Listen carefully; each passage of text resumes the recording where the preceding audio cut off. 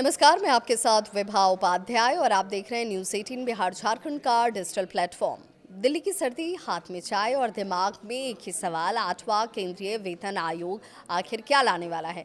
सरकारी कर्मचारियों के लिए बड़ी खबर है। 8वें वेतन आयोग की ऑफिशियल वेबसाइट लाइव हो चुकी है और 16 मार्च 2026 तक कर्मचारी और यूनियन अपने सुझाव इस पर दे सकते हैं।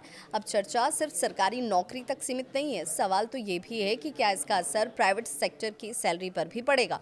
8वां केंद्रीय वेतन आयोग नवंबर 2025 में गठित हुआ था और 18 महीने में सरकार को इसने अपनी सिफारिशें जो हैं वो सौंपनी थी। इन सिफारिशों में क्या कुछ शामिल है, ज़रा वो भी देख लीजिए। वेतन, भत्ते, पेंशन और अन्य सुविधाओं की समीक्षा शामिल है। संकेत है कि सरकारी सैलरी में एक बड़ा उछाल आ सकता है। ये आयोग सिर्फ केंद्रीय सरकारी कर्मचारियों, करीब 50 लाख ऐसे कर्मचारी हैं जिनमें रक्षा कर्मियों, पेंशनर्स जो कि करीब करीब 70 लाख के आसपास हैं, के लिए हैं। प्राइवेट सेक्टर इसके दायरे में नहीं आता है।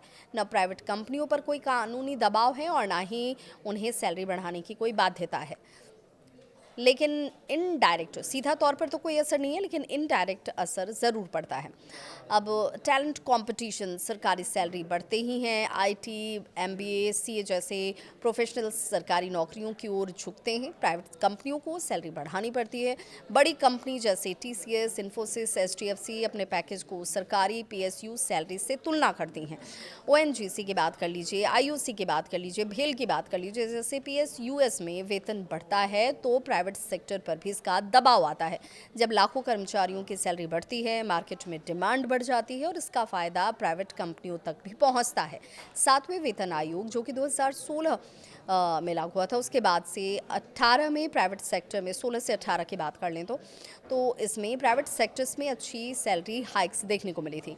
अब अगर 8वें वेतन आयोग में फिटमेंट फैक्टर्स 2.0 प्लस रहा तो सरकारी सैलरी में 30 से 35% तक की बढ़ोतरी संभव मानी जा रही है और इसका असर खासकर एंट्री लेवल और मिड लेवल प्राइवेट जॉब्स पर भी दिख सकता है। तो साफ है कि 8वां वेतन आयोग सरकारी कर्मचारियों के लिए सीधा, लेकिन प्राइवेट सेक्टर्स के लिए परोक्ष गेम चेंजर साबित हो सकता है। अब सबकी निगाहें आयोग की सिफारिश और सरकार के फैसले पर जाकर टिक गई हैं। आप क्या चाहते हैं, आप क्या सोचते हैं, और ये भी ज़रूर बताइएगा कि आप निजी क्षेत्र में काम करने वाले हैं या फिर आप सरकारी क्षेत्र में काम करते हैं, और आप इस खबर को कैसे देखते हैं।